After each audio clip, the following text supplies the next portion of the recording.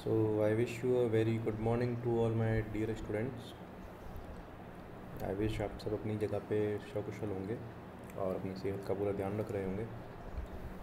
So basically जो अपन ने अब तक पढ़ा है लास्ट क्लास में, कंट्रोलिंग से पहले का पार्ट अपन ने कंप्लीट कर रखा है और अपन ने जो इंडक्शन मोटर जो होती है उसके बारे में, इंडक्शन मोटर ड्राइव जो होती है ना, उसकी स्टडी अपनी चल रही है अभी, जिसके अंदर अपन ने क्या क्या चीज़ें देखी। एक तो रिव्यू देख लिया था इंडक्शन मोटर का, इक्विवेलेंट सर्किट देखा था, टॉर्क स्पीड की जो कैरेक्टरिस्टिक होती है, किस तरीके से स्लिप के साथ और स्पीड के साथ टॉर्क का जो है बिहेवियर कैसे चेंज होता है, ये अपन ने जान लिया था, है ना। वेरिएशन किस तरीके से होता है फ्रीक्वेंसी और वोल्टेज के साथ में, ये अपन ने जाना था V/F के पर्सपेक्टिव में, ये अपन ने जाना है। इसके बाद अपन ने देखा कि किस तरीके से जो है जो पंप और फैन लोड है उनकी जो टिपिकल टॉर्क स्पीड कर्व है वो किस तरीके से बनता है, वो अपन ने जाना है। ठीक है, टॉर्क का जो अपन ने बेसिक इक्वेशन की फॉर्म में देखा था कि किस तरीके से जो है स्लिप अगर कम होती है, वैल्यू अगर कम होती है, तो किस तरीके से जो है जो अपना टॉर्क होता है वो डायरेक्टली प्रोपोर्शनल होता है स्लिप के, और किस तरीके से जो है जब स्लिप की वैल्यू ज़्यादा हो जाती है ना, तब किस तरीके से टॉर्क प्रोपोर्शनल हो जाता है, अपने इन्वर्सली प्रोपोर्शनल हो जाता है स्लिप के। ठीक है, उसके बाद अपन ने ऑपरेटिंग पॉइंट है जो कांस्टेंट फ्लक्स ऑपरेशन है उसके बारे में जाना था, है ना। जो कांस्टेंट पावर रीजन है उसके बारे में जाना था, कांस्टेंट टॉर्क रीजन है उसके बारे में जाना था। ठीक है, सो इतनी चीज़ें अपन ने इसके अंदर पढ़ी है ना। अब अपन को क्या कंट्रोलिंग के बारे में जाना है। जो इलेक्ट्रिकल ड्राइव जो होती है ना, इंडक्शन मोटर जो होती है, इसकी कंट्रोलिंग किस तरीके से होती है, उसके जो मेथड है, जो दो अपन मेथड बेसिकली जो अपन को पढ़ने हैं, वेक्टर कंट्रोल मेथड और डायरेक्ट टॉर्क कंट्रोल मेथड, इसके बारे में अपन स्टडी जो है करेंगे। कंट्रोलिंग किस तरीके से होती है ये अपन जानेंगे। तो लास्ट क्लास में मैंने आपको एक चीज़ बताई थी कि किस तरीके से जो है जो वेक्टर कंट्रोल मेथड है वो लगभग सिमिलर होता है जो अपनी डीसी सेपरेटली एक्साइटेड मोटर है उसके जैसा होता है ना। तो ये बहुत ही अच्छे तरीके से मैंने आपको क्लास के अंदर बता रखी है चीज़ कि डीसी सेपरेटली एक्साइटेड जो मोटर होती है उसकी वर्किंग किस तरीके से होती है, उसकी इक्वेशंस किस तरीके से होती है, उसका टॉर्क स्पीड कर्व जो होता है वो किस तरीके से होता है। तो बहुत ही अच्छे तरीके से अपन ने अच्छे लेक्चर इस पर लगा के अच्छी स्टडी इसकी करी थी। सो बेसिकली आप एक बार अपने नोट्स भी रिवाइज कर लीजिए, और जैसे कि मैंने आपको लास्ट क्लास में बताया कि किस तरीके से जो है डीसी सेपरेटली एक्साइटेड मोटर की जो है कैरेक्टरिस्टिक रहती है उसकी स्टडी कर लीजिए, ताकि जो अपने को वेक्टर कंट्रोल मेथड है ना वो अच्छे से समझ में आ सके, है ना। सो थोड़ा बहुत आपने पढ़ा भी होगा, और नहीं तो मैं अब आपको अच्छी तरीके से बता दूंगा किस तरीके से जो है डीसी सेपरेटली एक्साइटेड मोटर की जो है टॉर्क को किस तरीके से अपन कंट्रोल करते हैं, और उस बेस पे अपन किस तरीके से उसकी कंट्रोलिंग करते हैं। वही जो सेम चीज़ है ना, उसका जो सिमिलर पैटर्न है इंडक्शन मोटर में अपन देख सकते हैं। कैसे देख सकते हैं, मतलब ये चीज़ जो होती है कैसे होती है। डीसी सेपरेटली एक्साइटेड मोटर मैंने आपको यहाँ पे एक बना के दिखाई है, ये है डीसी सेपरेटली एक्साइटेड मोटर। तो ये अपनी फील्ड वाइंडिंग है ये वाली जो है, और ये अपनी आर्मेचर है। सो इसके अंदर सेपरेटली एक्साइटेड है, तो अपन को बेसिकली जो है बेसिक नॉलेज अपना यही है कि एक चीज़ अपन देखते हैं, इसके अंदर IF जाती है, इसको फील्ड करंट बोलते हैं, इसके अंदर आर्मेचर करंट आती है।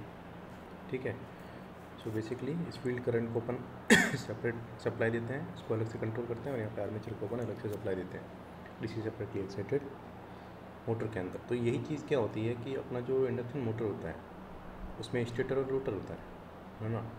तो उसके अंदर भी अपन क्या करते हैं कि स्टेटर को सप्लाई देते हैं, और उनके अंदर क्या म्यूचुअल जो फ्लक्स जो होता है ना उसके कारण जो है कपलिंग होती है ना। जैसे यहाँ पे क्या होगा, यहाँ पे जो है फील्ड करंट अपन इसके अंदर अप्लाई करेंगे, उसके कारण यहाँ पे जो है आर्मेचर करंट जो है इससे कोरिलेट हो जाता है। वैसे ही वहाँ पे क्या होता है, रोटर और स्टेटर का जो है फ्लक्स कोरिलेट हो जाता है, जिस कारण जो है अपनी मोटर घूमती है। और अपने एक चीज़ जानी है कि जब अपनी जो रोटर की जो स्पीड होती है टेंड्स टू होती है स्टेटर को स्पीड को कैच करने के लिए, है ना। मतलब स्टेटर स्पीड को कैच करने की कोशिश करती है ना। NS जो सिंक्रोनस स्पीड होती है ना, सॉरी स्टेटर सिंक्रोनस स्पीड को कैच करने की कोशिश करती है।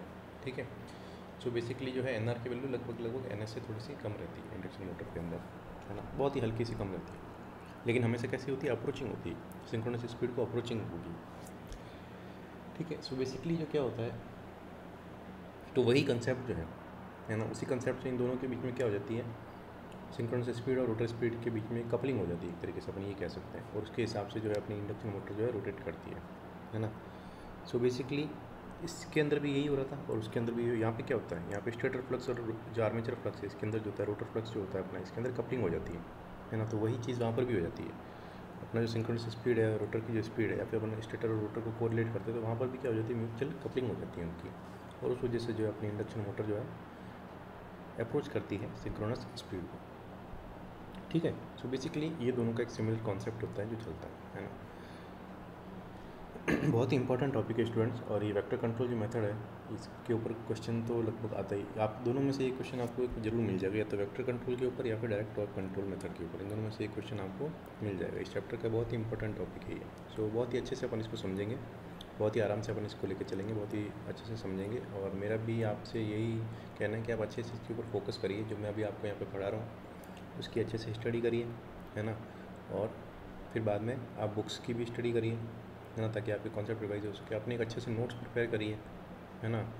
और इस तरीके से अपन इसके अंदर आगे बढ़ेंगे। और जो भी डेरिवेशन वगैरह जो भी आते हैं तो आप एक दो बार घर के अंदर डेरिवेशन की प्रैक्टिस करिए, तो उससे क्या होता है कि डेरिवेशन आपके अच्छे से आपके माइंड के अंदर क्लियर हो जाते हैं, तो फिर एग्ज़ाम के टाइम में आपको ज़्यादा दिक्कत नहीं आती है। सो साथ साथ में इन चीज़ों को कवर करते चलिए ताकि एग्ज़ाम के अंदर आपको कोई प्रॉब्लम नहीं हो, है ना।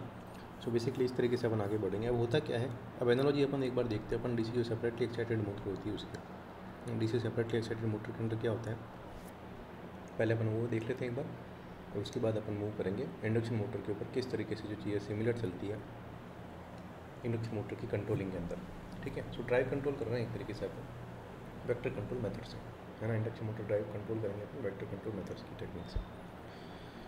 सो बेसिकली क्या होता है ये अपने सेपरेटली एक्साइटेड डीसी मोटर जो अपन यहाँ पे देख रहे हैं डायग्राम के अंदर इस तरीके से है, जिसके अंदर यहाँ अपना आर्मेचर है, यहाँ अपनी फील्ड वाइंडिंग है।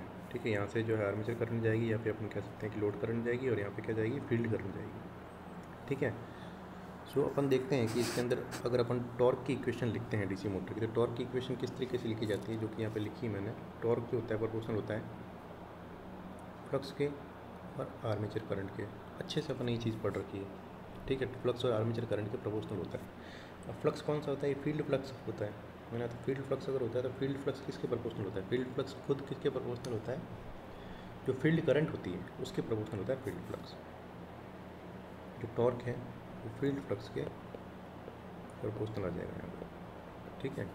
सो बेसिकली अपन इस टॉर्क को ऐसे लिख सकते हैं, torque is proportional to field current and armature current. Torque is proportional to field current and armature current. तो प्रोपोर्शनलिटी का अगर कांस्टेंट मैं यहाँ से हटाता हूँ तो मैं यहाँ पे क्या है, कांस्टेंट लगा दूँगा। ठीक है। प्रोपोर्शनलिटी अगर मैं यहाँ से हटाता हूँ तो torque is directly equal to some constant and field current and field sorry थोड़ी सी हो गया। Torque is equals to constant field current I F and armature current. ठीक है। तो इस तरीके से जो है टॉर्क प्रोपोर्शनल आ जाता है फील्ड करंट के और आर्मेचर करंट के। अब मुझे अगर किसी मोटर को जो डीसी सेपरेटली एक्साइटेड मोटर उसको अगर कंट्रोल करना है, तो बेसिकली कंट्रोल करने का सेंस, कहने का सेंस क्या होता है, उसका टॉर्क वेरी करवाना, है ना। टॉर्क को वेरी करूँगा तो उसकी स्पीड वेरी हो जाएगी। ठीक है। सो बेसिकली अगर मुझे उसको कंट्रोल करना है तो मुझे कहने का सेंस क्या, टॉर्क वेरी करना, है ना। अपन क्या करते हैं, अगर अपन किसी जैसे बाइक चला रहे हैं तो अपन बाइक चलाते टाइम क्या करते हैं, अपन एक्सीलेटर को घुमाते हैं, है ना, स्पीड बढ़ाने के लिए। तो अपन एक्सीलेटर दबाते तब क्या होता है, उसका टॉर्क चेंज होता है गाड़ी का, बाइक है कार है जो भी, उसका टॉर्क चेंज होता है। तो टॉर्क चेंज होने से स्पीड वेरी करती है। तो यहाँ पर भी अपने यही करें, डीसी सेपरेटली एक्साइटेड मोटर के अंदर क्या कर रहे हैं कि अपन टॉर्क को वेरी करा रहे हैं। तो डीसी सेपरेटली एक्साइटेड मोटर में टॉर्क अपन किस तरीके से वेरी करवा सकते हैं, कांस्टेंट तो कांस्टेंट होता है। सो बेसिकली अपन क्या करते हैं, ये जो अपनी फील्ड करंट होती है इसको वेरी करवाते हैं, या फिर अपन आर्मेचर करंट को वेरी करवाते हैं। इन दोनों में से किसी भी चीज़ को वेरी करवाओगे तो टॉर्क वेरी हो जाएगी, स्पीड वेरी हो जाएगी। सो ये होगी कंट्रोलिंग अपनी सेपरेटली एक्साइटेड डीसी मोटर। ठीक है। सो यही चीज़ अपन को यहाँ पे बता रखी है। अब होता क्या है, यही जो चीज़ है ये इंडक्शन मोटर के अंदर सिमिलर वे में चलती है। किस तरीके से चलती है अपन इसको पहले कंप्लीट करके फिर उसके ऊपर आएंगे तब देखेंगे, है ना। सो आई एफ जो होता है same direction as phi F, मतलब आई एफ की डायरेक्शन सेम होती है फाई एफ की, और आई ए जो होता है सेम डायरेक्शन एज फाई ए। जो आई ए जो होगा वो जो आर्मेचर फ्लक्स के ऊपर उसके ऊपर डिपेंड करेगा, और जो अपना आई एफ है वो अपने फील्ड फ्लक्स के ऊपर डिपेंड करेगा, है ना। I A and phi F always perpendicular and decoupled. So basically क्या होता है, आई ए और फाई एफ कह सकते हैं, या फिर आई ए और आई एफ भी कह सकते हैं अपन। ये दोनों कैसे हो जाते हैं, परपेंडिकुलर होते हैं एक दूसरे के, है ना। इनकी करेक्टरिस्टिक कैसे होती है, ये दोनों कैसे हो जाते हैं, परपेंडिकुलर हो जाते हैं। जैसे यहाँ पे अगर आई एफ है तो यहाँ पे हो जाएगा आई ए, ये दोनों एक दूसरे के चलेंगे परपेंडिकुलर एकदम, है ना। और होते कैसे हैं नेचर में, डीकपल्ड होते हैं। नेचर में कैसे होते हैं, डीकपल्ड होते हैं, है ना, परपेंडिकुलर और डीकपल्ड होते हैं। तो इस तरीके से जो है जो आर्मेचर करंट और फील्ड करंट होती है वो एक दूसरे के परपेंडिकुलर चलती है और डीकपल्ड नेचर में चलती है ना। डायरेक्ट कोई भी इनके अंदर एक तरीके से कह सकते हैं कि रिलेशन नहीं निकलेगा अभी, लेकिन टॉर्क को ये डायरेक्टली प्रोपोर्शनल होता है, टॉर्क को जरूर चेंज कर देते हैं। होते कैसे हैं, आपस में परपेंडिकुलर होते हैं, ठीक है। तो इस तरीके से जो होता है आर्मेचर करंट और फील्ड जो करंट होती है उसके अंदर रिलेशन होता है। अब होता क्या है डीसी मोटर में, there is a close parallel between torque control of DC motor and vector control of an AC motor, ठीक है। जो अपना मेथड है वेक्टर कंट्रोल, जो मेथड है इंडक्शन मोटर को कंट्रोल करने का, वो काफ़ी ज़्यादा पैरेलल है या काफ़ी ज़्यादा सिमिलर है किसके, डीसी मोटर जो होती है ना अपनी, उसके टॉर्क कंट्रोल मेथड से, है ना। The DC motor field flux produce a field current in orthogonal to the armature flux produced by the armature current. So basically क्या होता है, डीसी मोटर जो होती है उसके अंदर क्या होता है, field flux field current produce करेगा, और जो कि कैसा होगा, परपेंडिकुलर होगा आर्मेचर करंट के, जो प्रोड्यूस किया जाता है आर्मेचर फ्लक्स के द्वारा, ठीक है। ये दोनों आपस में कैसे होंगे, परपेंडिकुलर होंगे। Because the vector are orthogonal they are decoupled, so the field current only control the field flux and armature current only control the armature flux. कहने का सेंस ये है कि दोनों जो वेक्टर है ना, दोनों जो वेक्टर है आपस में ऑर्थोगोनल है एंड डीकपल्ड है। कहने का सेंस दोनों में कोई डायरेक्ट रिलेशन नहीं है और दोनों कैसे एक दूसरे के ऑर्थोगोनल है। सो बेसिकली जो फील्ड करंट है ना वो कंट्रोल किया जाएगा फील्ड फ्लक्स के द्वारा, या फिर कह सकते हैं the field current only control the field flux. Field current जो है सिर्फ फील्ड फ्लक्स को कंट्रोल करेगा, और जो अपनी जो है फील्ड आर्मेचर जो करंट है वो सिर्फ आर्मेचर फ्लक्स को जो कंट्रोल करेगा।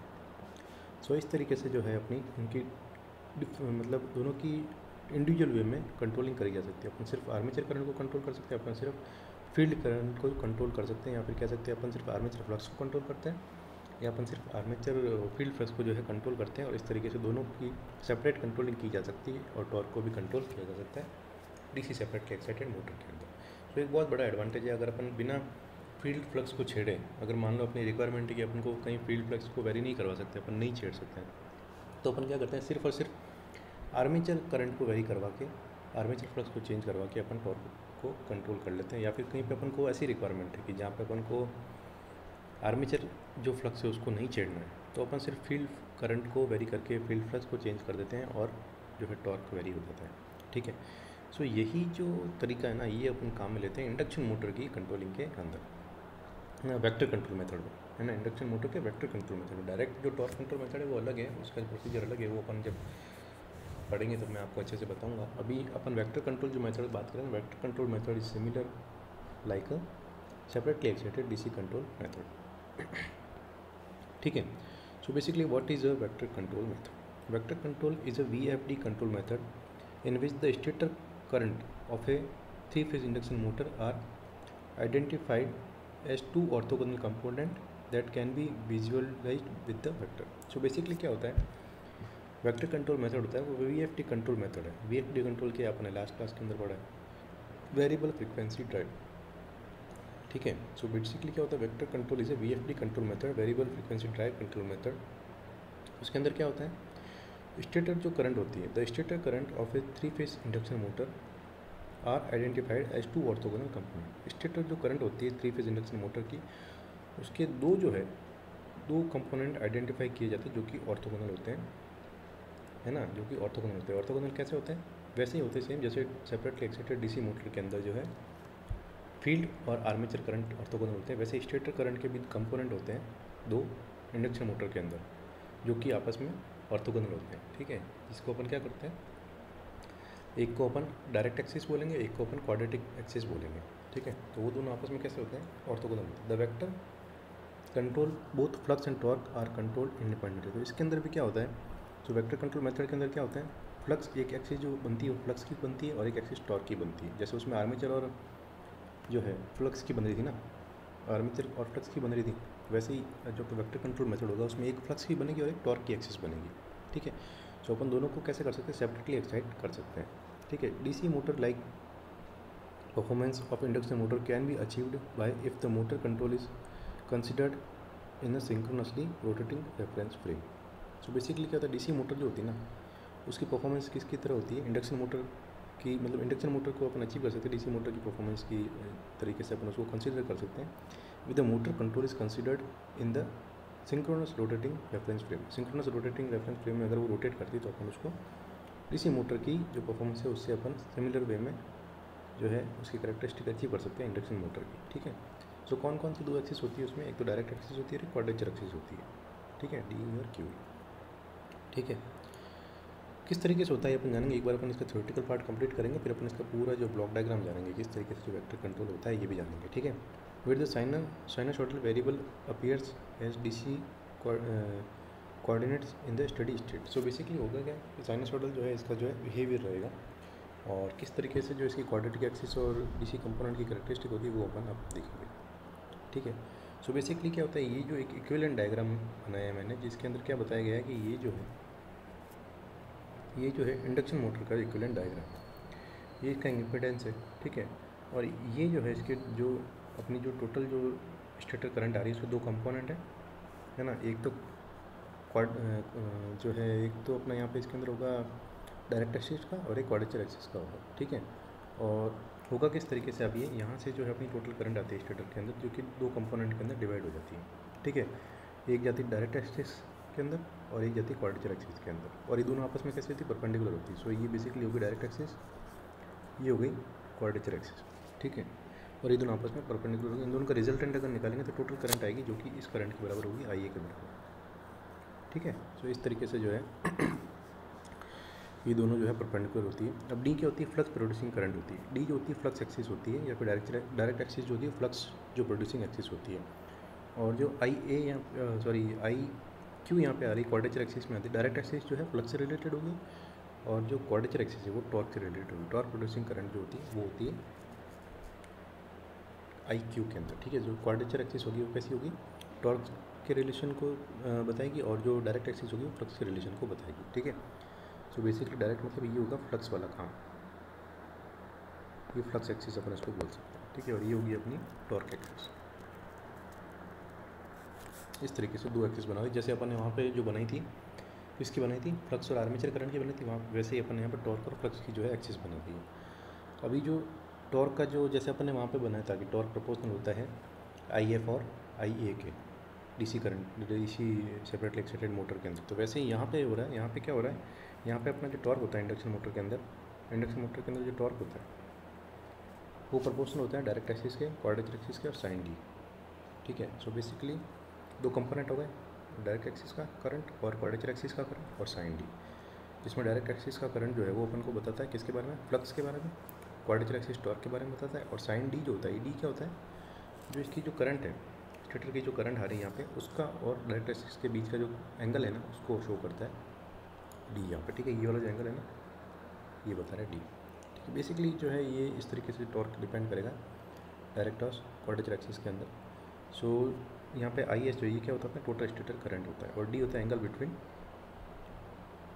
डी जो होगा यहाँ पे एंगल आ जाएगा इसके अंदर टोटल करंट है ना उसका, और जो अपनी डायरेक्ट एक्सिस की जो है करंट है उसका, इन दोनों के बीच का जो एंगल आएगा इस तरीके से आएगा, है ना। और ये दोनों आपस में कैसे होते हैं, कम्प्लीटली परपेंडिकुलर होते हैं। जो अपनी डायरेक्ट एक्सिस करंट है और जो क्वाड्रेचर एक्सिस करंट है ये दोनों आपस में कैसे होती है, परपेंडिकुलर होती है। ठीक है, तो बेसिकली इस तरीके से जो है टॉर्क जो है अपन वेरी करवा सकते हैं। अब होता क्या है इसके अंदर कि कंट्रोलिंग किस तरीके से अपन करेंगे, अपन क्या करेंगे, इन दोनों जो कंपोनेंट है ना इस तरीके से ये इसका ब्लॉक डायग्राम बन के आता है, वेक्टर कंट्रोल इंडक्शन मोटर का इस तरीके से जो है ब्लॉक डायग्राम बन के आता है। ठीक है, अब जैसे अब मैंने आपको बताया ये जो है डायरेक्ट, एक होती है डायरेक्ट एक्सिस और एक होती है क्वाड्रेचर एक्सिस, दोनों जो है परपेंडिकुलर होती है। ये फ्लक्स के प्रोपोर्शनल होती है, टॉर्क के प्रोपोर्शनल होती है। अगर अपन टॉर्क का अगर अपन बात करें तो torque is directly proportional to flux और टॉर्क कंपोनेंट और फ्लक्स कंपोनेंट के। ठीक है, सो बेसिकली क्वाड्रेचर एक्सिस की लेंगे और एक फ्लक्स एक्सिस की जो है जो अपनी जो है डायरेक्ट एक्सिस है उसकी करंट लेंगे। ठीक है, सो इसको अपन टॉर्क को अपन इस तरीके से यहाँ पे लिख सकते हैं, torque is equals to some constant into direct axis current, जो कि अपन ने पिछला देखा है, और जो है क्वाड्रेचर एक्सिस करंट। अब ये क्या हो रही है, स्टेटर कंपोनेंट है इसके ना, तो इसलिए अपन यहाँ पे एस एस लिख रहे हैं, क्यू एस और डी एस, डायरेक्ट एक्सिस और क्वाड्रेचर एक्सिस। ठीक है, इस तरीके से। सो बेसिकली अपन अब करते क्या है, वेक्टर कंट्रोल मेथड के अंदर इन दोनों की कंट्रोलिंग करवाते हैं, है ना। लेकिन हो क्या रहा है यहाँ पे, जैसे अपन की DC separately excited induction motor अपना था, उसके अंदर अपन क्या कर रहे थे, आर्मेचर करंट और फ्लक्स करंट को जो कंट्रोल करके अपन टॉर्क को कंट्रोल कर रहे थे। ठीक है, यहाँ पे क्या करेंगे अपन, क्वाड्रेचर एक्सिस और जो डायरेक्ट एक्सिस है इसकी करंट को कंट्रोल करके अपन टॉर्क को कंट्रोल करेंगे। यहाँ तक तो सेम है, लेकिन जो अपनी इंडक्शन मोटर होती है वो 3 फेज़ होती है। सो बेसिकली अपन कंपोनेंट जो करंट जो है ये 2 फेज़ कंपोनेंट है ना, क्वाड्रेचर एक्सिस डायरेक्ट एक्सिस, ये 2 फेज़ कंपोनेंट। अपन इन दोनों को लिए, डायरेक्ट एक्सिस और क्वाड्रेचर एक्सिस दोनों करंट को ले लिया। फिर अपन यहाँ पे वेक्टर कंट्रोलिंग मेथड लगाते हैं, इन दोनों करंट को अच्छे से कंट्रोल कर देते हैं, डायरेक्ट एक्सिस और क्वाड्रेचर एक्सिस के करंट को दोनों को कंट्रोल कर देंगे तो क्या हो जाएगा, कंट्रोल करने के बाद में अपन क्या करते हैं, इन्वर्टर को दे देते हैं। जो इन्वर्टर क्या काम करता है, इस 2 फेज़ को क्या करता है, 3 फेज़ में कन्वर्ट करने का काम करता है। 2 फेज़ टू 3 फेज़ कन्वर्टन करता है इन्वर्टर, और अपने इंडक्शन मोटर को देता है जो भी अपन ने कंट्रोल कंपोनेंट निकाले हैं उनको। सो इस तरीके से जो है इसकी कंट्रोलिंग की जाती है। मतलब एक स्टेप ज़्यादा है यहाँ पे। करना क्या है, अपन को डायरेक्ट एक्सिस और क्वाड्रेचर एक्सिस की करंट को कंट्रोल करके टॉर्क को कंट्रोल कर देना है वेक्टर कंट्रोल मेथड की हेल्प से। वो जो कंट्रोल्ड करंट आई है उसको फिर अपन क्या करते हैं कि इन्वर्टर को दे देते हैं, जो कि इन्वर्टर क्या करेगा, उसको 2 फेज़ टू 3 फेज़ कन्वर्जन करके इंडक्शन मोटर को दे देगा। जितनी अपन को करंट रिक्वायर होगी उतनी करंट दे दी जाएगी, है ना। और इसकी स्पीड कंट्रोल हो जाएगी, मतलब टॉर्क जितना अपन को रिक्वायर्ड होगा तो टॉर्क दे दिया जाएगा, और अपनी स्पीड जो है उसकी कंट्रोल हो जाएगी इंडक्शन मोटर की। सो बेसिकली इसी तरीके से चलता है ये। अब होगा क्या इसके अंदर, विथ वेक्टर कंट्रोल आईडीएस जो होती है इंडक्शन मोटर की होती है, वो फील्ड कंट्रोल जो फील्ड करंट होती है उसकी तरह होती है डीसी मोटर की। जो डायरेक्ट एक्सिस जो करंट होती है ना, वो फील्ड करंट के इक्वल होगी लगभग, है ना, जो कि होता है डीसी मोटर के अंदर, मतलब फ्लक्स वाली जो करंट है उसकी बात कर रहे हैं अपन। ठीक है, फील्ड जो कंपोनेंट उसकी बात कर रहे हैं, सॉरी फील्ड कंपोनेंट उसकी बात कर रहे हैं। और जो क्वाड्रेचर कंपोनेंट है वो टॉर्क कंपोनेंट होता है, जो कि बराबर होगा जो आर्मेचर जो करंट होती है डीसी मोटर के अंदर उसके, मतलब उसके सिमिलर वे में चल रहा है ये बताया जा रहा है। इक्वल नहीं होगा, सिमिलर होगा। जो बिहेवियर आर्मेचर करंट का होता है वो यहाँ पे क्वाड्रेचर एक्सिस करंट का होगा, और जो बिहेवियर फील्ड करंट का होता है डीसी मोटर के अंदर वो बिहेवियर यहाँ पे डायरेक्ट एक्सिस करंट का होगा। ठीक है, सो बेसिकली जो है ये जो क्यू एस है ये होता है टॉर्क कंपोनेंट, और ये जो डी एस है वो होता है फील्ड कंपोनेंट। ठीक है, डी एस होगा फील्ड कंपोनेंट, क्यू एस होगा टॉर्क कंपोनेंट। सो इस तरीके से जो है वेक्टर कंट्रोलिंग मेथड जो है चलती है। अब इसके अंदर किस तरीके से आगे जो होगा, अपन यहाँ पे क्या किया, अपन क्या करेंगे, इस डी एस और क्यू एस को कंट्रोल कर लेंगे। डी एस क्यू एस को कंट्रोल कर दिया, फिर अपन क्या करते हैं, कंट्रोलिंग के बाद कंट्रोलिंग किस तरीके से करेंगे, वेक्टर कंट्रोल मेथड से कंट्रोलिंग करेंगे। कंट्रोल हो गई उसके बाद अपन क्या करेंगे, 2 फेज़ टू 3 फेज़ कन्वर्जन कर देंगे और अपने इंडक्शन मोटर को दे देंगे। ठीक है, सो बेसिकली इस तरीके से this is the same slide. Okay, now अब होता क्या है, स्टेप क्या होते हैं वेक्टर कंट्रोल मेथड के, उसके बारे में जानेंगे। To perform vector control method, ठीक है, होगा क्या actually, measures the motor quantities phase voltage and current. सबसे पहले क्या की जाती है, जो मेजर क्वांटिटी है उसकी अपन जो अपनी मोटर उसकी क्वांटिटी जो अपन मेज़र कर लेंगे, कैसे, 3 फेज जो अपना इंडक्शन मोटर है उसकी जो फेज़ वोल्टेज और फेज़ करंट है वो जानेंगे सबसे पहले। फिर क्या करेंगे, transform them to the 2 phase system. 2 phase system के अंदर उसका ट्रांसफॉर्म कर दिया जाएगा अल्फा बीटा की टर्म्स के अंदर, यूजिंग ए क्लरिकल ट्रांसफॉर्मेशन। मतलब अल्फा बीटा कंपोनेंट जो इसके जो है निकाल दिए जाएंगे 2 फेज ट्रांसफॉर्म करके। ठीक है, calculate the rotor flux space vector magnitude and position angle. ठीक है, जो रोटर फ्लक्स स्पेस वेक्टर का मैग्नीट्यूड है वो कैलकुलेट किया जाएगा, और फिर स्पेस जो उसका पोजीशन एंगल है वो कैलकुलेट कर दिया जाएगा। ठीक है, उसके बेस पे क्या होगा, transformer stator current to the D Q coordinate system using a Park transformer. अब क्या करेंगे इसके बाद में, जो स्टेटर करंट का जो कंपोनेंट है उसको अपन ट्रांसफॉर्म कर देंगे डायरेक्ट एक्सिस और क्वाड्रेचर एक्सिस के कंपोनेंट के अंदर। ठीक है, किसकी हेल्प से, पार्क ट्रांसफॉर्मेशन की हेल्प से। तो अपन को इतना ज़्यादा इसमें डीप में नहीं जाना है, क्योंकि this is all the research topic which you can do in your masters, है ना। सो बेसिकली अपन को इतना जानना है कि इस मेथड के अंदर एक्चुअली होता क्या है। अभी जो ट्रांसफॉर्मेशन वगैरह है ये इतना डीप के अंदर नहीं, जैसे पार्क ट्रांसफॉर्मेशन वगैरह ये होगा, ये अपने इतना ज़्यादा काम का नहीं है ना। बेसिकली अपन ने क्या किया यहाँ पे, जो अपन ने इसके जो फेज़ वोल्टेज और करंट को मेज़र किया, उसके बाद अपन ने क्या किया, जो 2 फेज़ है ना उनको ट्रांसफॉर्म कर दिया 2 फेज़ सिस्टम के अंदर अल्फा बीटा की टर्म्स के अंदर। उन अल्फा बीटा की टर्म्स से अपन ने डायरेक्ट एक्सिस और क्वाड्रेचर एक्सिस के कंपोनेंट निकाल दिए। ठीक है, फिर उसकी कंट्रोलिंग करते हैं और फिर अपन इन्वर्टर लगा के ट्रांसफॉर्मेशन कर देते हैं। अपना जो बेसिक पार्ट है अपन को इन पार्ट के बारे में जानना है। ठीक है, फिर क्या होता है, the stator current, torque and flux producing component are separately control. जो इसका जो मैंने आपको बताया कि सेपरेटली जो है क्यू कंपोनेंट डी कंपोनेंट है, इन दोनों को कंट्रोल किया जाता है। डायरेक्ट एक्सिस कंट्रोल और क्वाड्रेचर एक्सिस जो कंट्रोल होता है वो किया जाता है करंट का, है ना, अलग से। अब इन दोनों में से मैं अगर किसी को भी कंट्रोल कर दूंगा तो जो है अपनी इंडक्शन मोटर है वो कंट्रोल हो जाएगी। सो कहने का सेंस ये है, किस तरीके से होता है वो भी अपन जानेंगे। So basically the output stator voltage space vector is calculated using the decoupled block. ठीक है, डीकपल्ड ब्लॉक की जो हेल्प से अपन क्या करते हैं, द आउटपुट होता है स्टेटर वोल्टेज स्पेस वेक्टर का, वो कैलकुलेट किया जाता है। ठीक है, अब an inverse Park transformer transforms the stator voltage space vector back from the D Q coordinate system to two phase system fixed with the stator. So basically अब क्या होता है, इनवर्स ट्रांसफॉर्मेशन भी किया जाता है। अब आपको ये चीज़ थोड़ी समझने में प्रॉब्लम आ रही होगी, लेकिन अभी अपन क्या करेंगे, इसका ब्लॉक डायग्राम अच्छे से देखें तो आपको अच्छे से एकदम क्लियर हो जाएगी किस तरीके से जो है हो रहा है। मतलब वो क्या रहा है, अपन ने जो अपन ने डी क्यू एक्सिस है उसके अंदर जो करंट को कंट्रोल किया है उसको वापस अपन क्या कर रहे हैं, थ्री फेज़ के अंदर कन्वर्जन कर रहे हैं उसका, है ना, two phase two three phase conversion कर रहे हैं, आगे वापस उसको सप्लाई करेंगे। ठीक है, so using the space vector modulation the output three phase voltage is generated. Space vector modulation की हेल्प से अपन क्या करते हैं, थ्री फेज जो है वोल्टेज को जनरेट करते हैं। ठीक है, ये सब आप नोट कर दीजिए। अभी मैं आपको समझाऊंगा कि किस तरीके से जो है इसका जो है ब्लॉक डायग्राम किस तरीके से वर्क करता है। जो ये है अब अपना वेक्टर कंट्रोल डायग्राम है। अब ये जानने से पहले मैं आपको एक और चीज़ बताना चाहता हूँ कि किस तरीके से जो है डायरेक्ट एक्सिस और क्वाड्रेचर एक्सिस को सेपरेटली जो है कंट्रोल किया जा सकता है। जी, जो बेसिकली अपन ये पार्ट तो अपन देख चुके हैं, क्या करते हैं इसके अंदर डायरेक्ट एक्सिस क्वाड्रेचर एक्सिस को देते हैं, इनको कंट्रोल करते हैं वेक्टर कंट्रोल की हेल्प से। फिर बाद में इन्वर्टर को देते हैं, इन्वर्टर क्या करता है, two to three phase transformation कर देता है, इंडक्शन मोटर को देता है कंट्रोल करने के बाद में। ठीक है, ये चीज़ अपन जान चुके हैं। ये भी अपन जान चुके हैं कि इस तरीके से अपन यहाँ पे जो स्टेटर करंट देते हैं इसके दो पार्ट हो जाते हैं, डायरेक्ट एक्सिस और क्वाड्रेचर एक्सिस के टर्म में। अब इन दोनों को अलग अलग, ये दोनों आपस में कैसे होते हैं, परपेंडिकुलर होते हैं, इन दोनों की अलग अलग कंट्रोलिंग की जाती है। सो बेसिकली सबसे पहले अपन ये जानेंगे कंट्रोलिंग कैसे होती है। ये चीज़ बहुत इंपॉर्टेंट है, ये चीज़ जानना अपने लिए बहुत जरूरी है। तो ये जो अपनी एक्सिस है ना, ये क्वाड्रेचर एक्सिस है, क्यू एक्सिस, और ये वाली जो एक्सिस है अपनी डायरेक्ट एक्सिस है। ठीक है, डी एक्सिस। तो इसके अंदर जो करंट है आई डी एस है, इसके अंदर आई क्यू एस है, इस तरीके से। अब होता है एक्चुअली में क्या है इसके अंदर, जैसे कि अपन को टॉर्क कंट्रोल करना है, एक चीज़ तो अपन ने जान ली, टॉर्क जो है प्रोपोर्शनल होता है डायरेक्ट एक्सिस कंपोनेंट के। ये सब स्टेटर करंट के डिवीज़न किए हैं, इस चीज़ का ध्यान रखना है ना, और एक quadrature axis component. So basically अभी इसके अंदर क्या होगा, बहुत ही इजी सी चीज़ है। होता क्या है, अभी मैंने आपको एक चीज़ बताई, जो डायरेक्ट एक्सिस और क्वाड्रेचर एक्सिस कंपोनेंट है ना, ये किसके कंपोनेंट है, स्टेटर करंट के कंपोनेंट है ना। सो बेसिकली जैसे मान लो कि ये अपनी डायरेक्ट एक्सिस करंट है और ये अपनी क्वाड्रेचर एक्सिस करंट है, तो स्टेटर करंट कुछ यहाँ पे ऐसे बीच में आएगी, ये वाली इस पॉइंट के ऊपर ये आएगी स्टेटर करंट। ठीक है, अब आप अगर बोला जाए कि है ना डायरेक्ट एक्सिस के अंदर आपको डायरेक्ट एक्सिस करंट है उसके अंदर कोई चेंज नहीं करना है ना, तो डायरेक्ट एक्सिस कौन सी होती है, जो फ्लक्स है, फ्लक्स के अंदर आपको कुछ चेंज नहीं करना है और आपको टॉर्क वेरी करवाना है। तो आप किस तरीके से करवाएंगे, बहुत ही ईजी सी चीज़ है ना, किस तरीके से करवाएंगे, जो फ्लक्स को चेंज नहीं किया, मतलब डायरेक्ट एक्सिस करंट जो मैंने इतनी रखी जैसे पहले थी, पहले भी इतनी थी अभी भी इतनी, फ्लक्स को वेरी करवाना है। तो फ्लक्स को वेरी करवाने के लिए क्या करेंगे, इस जो टॉर्क कंपोनेंट है इसको मैं वेरी करूँगा, इस टॉर्क कंपोनेंट को वेरी करूँगा, मतलब आई क्यू इसको मैं वेरी करूँगा।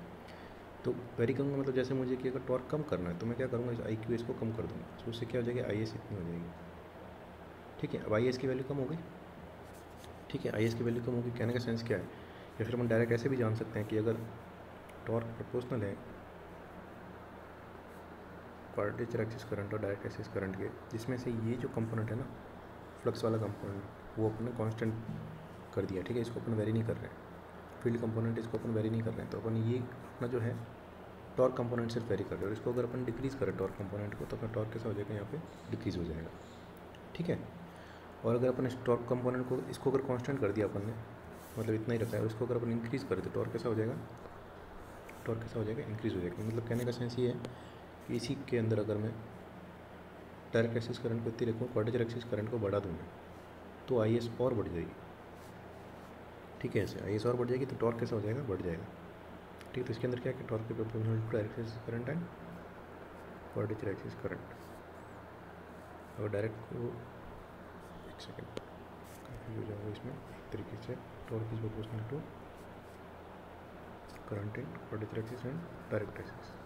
सो ये वाला जो पार्ट है कांस्टेंट किया, अब मैंने इसको अगर बढ़ाया है तो टॉर्क कैसा हो जाएगा, बढ़ जाएगा। सो इस तरीके से जो है अपन टॉर्क वेरी कर सकते हैं, दोनों में से किसी एक भी कंपोनेंट को वेरी करके बिना किसी चेंज किए दूसरे कंपोनेंट के अंदर। ठीक है, अब ये चीज़ अगर क्वाड्रेचर एक्सिस को कह सकते हैं, या फिर अपन को टॉर्क कंपोनेंट को फिक्स रखना है और फील्ड कंपोनेंट को अपन को वेरी करवाना है सिर्फ। ठीक है, तो ये चीज़ उसके साथ भी हो सकती है। कैसे हो सकती है? टॉर्क कंपोनेंट को फिक्स रखना है, मतलब आई क्यू एस है ना, इसको फिक्स रखना है, ये अपन इतना ही रख दिया। ठीक है, और आई डी एस को अपन अब वेरी करवा सकते हैं। तो पहले माना कि आई डी एस इतना लिया अपन ने, ठीक है, जो अपना फ्लक्स कंपोनेंट अपन ने इसको इतना लिया, तो अपना आई एस इतना आएगा, लगभग इतना आ जाएगा। ठीक है, तो बेसिकली इसके अंदर क्या करें, directly proportional to torque is directly proportional to quadrature axis and direct axis current.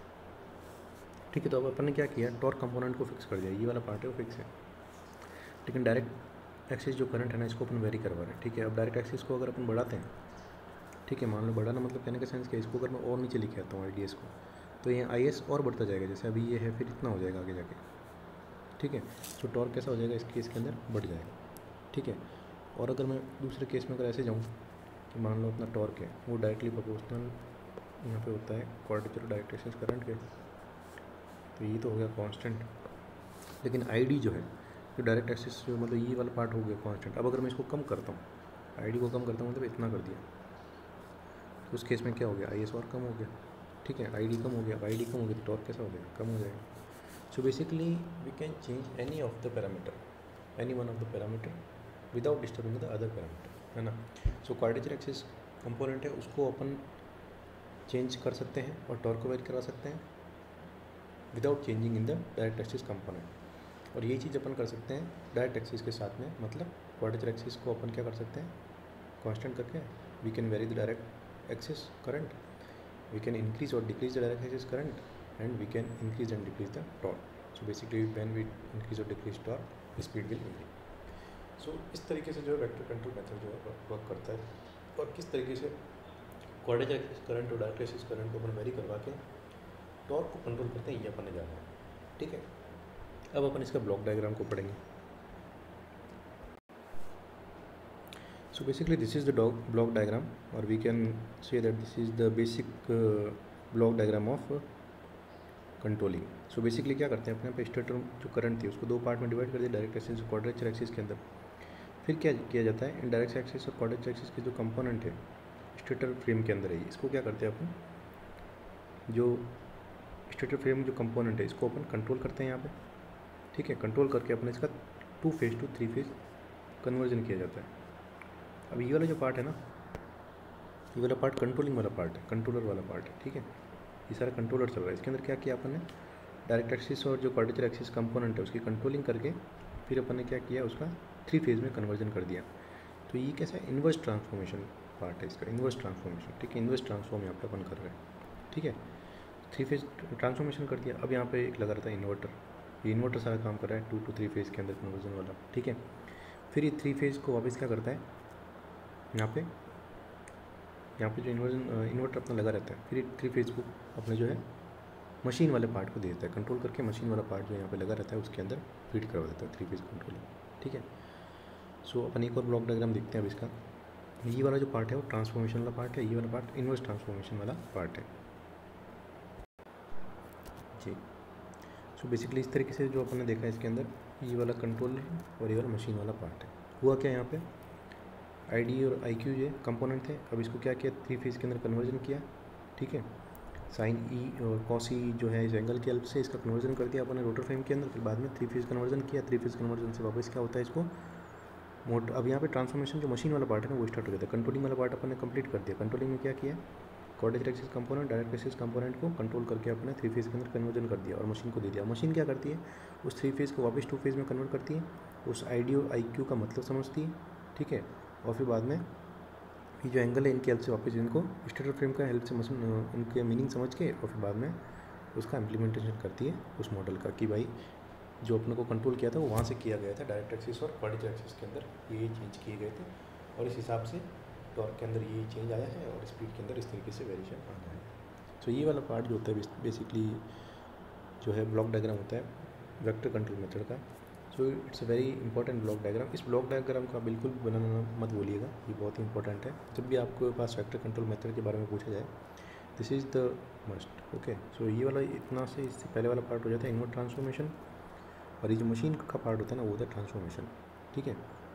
और यहाँ पे लगे रहते हैं मशीन टर्मिनल, ये आगे वाला पार्ट जो सारा मशीन का है, कंट्रोलिंग का पार्ट अपना इतना है इसके अंदर, ठीक है।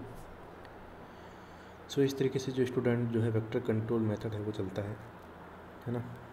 अब जो है होता क्या है, वेक्टर कंट्रोल जो मेथड होता है उसके दो टाइप होते हैं, एक तो direct field oriented control current control और दूसरा होता है indirect field oriented current control. अब इसके अंदर क्या होता है, जो होता है डायरेक्ट फील्ड कंट्रोल होता है उसके अंदर क्या होता है, IQS होता है ना। जैसे मैंने आपको बताया कि जो है QS को वेरी करवा सकते हैं, DS को वेरी करवा सकते हैं, वही चीज़ सारी चीज़ अब चलेगी, ठीक है।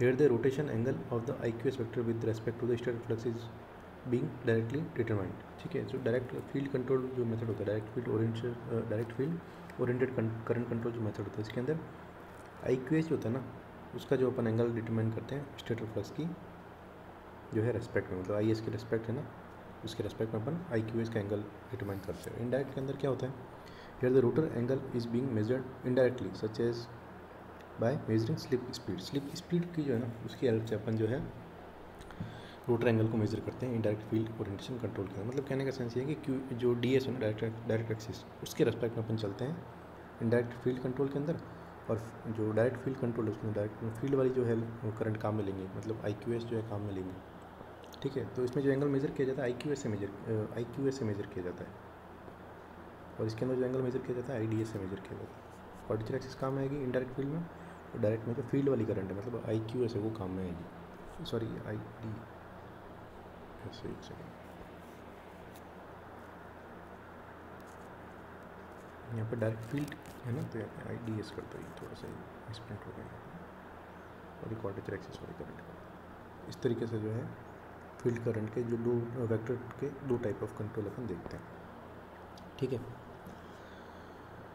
सो बेसिकली अभी फील्ड ओरिएंटेड कंट्रोल वाला है, अभी एक सेकंड इसके अंदर जो ये दो मेथड अपन ने देखे हैं, हाँ। सो बेसिकली ये फील्ड ओरिएंटेड कंट्रोल जो होता है इसके अंदर क्या होगा, FOC इसको कहते हैं। जैसे FOC is the first technology to control the real motor control variables of torque and flux. जो अपन ने जो मेथड पढ़ा उसके बारे में बात करी है, जो this was the first technology इसके अंदर जो है टॉर्क और फ्लक्स को सेपरेटली कंट्रोल करके अपन कंट्रोल कर सकते थे। और जैसे कि डीकपलिंग होती थी DC सेपरेटली एक्साइटेड मोटर के अंदर, किसकी होती थी, आर्मेचर करंट और फ्लक्स करंट की, है ना। तो वैसे यहाँ पे भी डीकपलिंग होती है स्टेटर करंट की दो कंपोनेंट के अंदर, एक तो फ्लक्स कंपोनेंट एक टॉर्क कंपोनेंट होता है उसके अंदर, ठीक है। Torque producing component of the stator flux can be controlled independently, है ना। टॉर्क प्रोड्यूसिंग जो कंपोनेंट होता है उसको इंडिपेंडेंटली कंट्रोल किया जा सकता है, कहने का सेंस टॉर्क कंपोनेंट को अलग से कंट्रोल किया जा सकता है, और जो अपना जो मैग्नेटिक फ्लक्स का जो कंपोनेंट है उसको अपन अलग से कंट्रोल कर सकते हैं, ठीक है। सो FOC has been slowly developed for high performance motor application which can operate smoothly over the wide speed range, can produce full torque to zero speed। So basically जो बहुत ही स्मूथ कंट्रोल के अंदर FOC अपन काम में लेते हैं, field oriented control है, वही वेक्टर कंट्रोल ही है, फील्ड ओरिएंटेड कंट्रोल।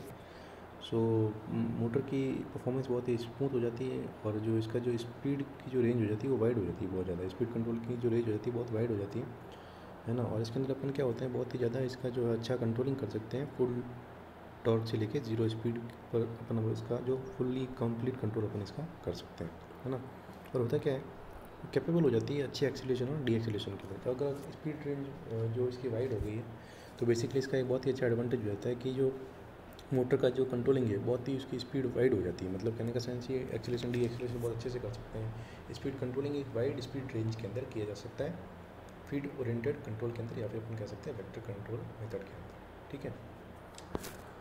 अब होता है क्या एडवांटेज क्या होता है, सबसे पहले तो इम्प्रूव टॉर्क रेस्पॉन्स अच्छा हो जाता है इसका, ठीक है। Torque control at low frequency and low speed, low frequency और लो स्पीड के ऊपर भी टॉर्क कंट्रोल अच्छे से किया जा सकता है। डायनेमिक स्पीड जो एक्यूरेसी होती है वो बढ़ जाती है, ठीक है। Reduction in the size of motor, cost and power consumption, motor जो है उसकी साइज़ छोटी हो जाती है, कॉस्ट कम हो जाती है, पावर कंजम्पशन भी कम हो जाता है। चारों क्वाड्रेंट का ऑपरेशन होता है। और क्या होता है, शॉर्ट टर्म ओवरलोड कैपेबिलिटी होती है इसकी, ठीक है। ओवरलोड कैपेबिलिटी होती है वो एक तरीके से बढ़ जाती है। सो इस तरीके से जो होते हैं इसके जो है एडवांटेजेस होते हैं।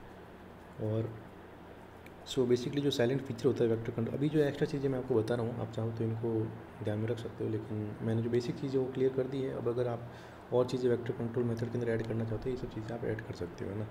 जैसे क्या होता है कि ऑटोमेटिकली लिमिट ऑपरेशन जो होता है वो स्टेबल रीजन के लिए बढ़ जाता है। इसके अंदर स्पीड जो होता है रेंज बढ़ जाती है, लो इनर्शिया बढ़ जाता है वेक्टर कंट्रोल मेथड के अंदर। जो वेक्टर कंट्रोल मेथड अपना होता है वो भी क्या करता है, चारों क्वाड्रेंट के अंदर जो है अपना स्पीड का जो वेरिएशन है उसको बताता है अच्छे से। और ट्रांजिट रेस्पॉन्स है वो बहुत फास्ट होता है because of torque control by IQS does not affect flux, क्योंकि अपना जो क्वाड्रेचर एक्सिस जो करंट है वो फ्लक्स को जो है अफेक्ट नहीं करता है इस वजह से। So student, this is all about vector control method. I hope you understood the concept behind vector control method. So now we will discuss the direct control method in the next class.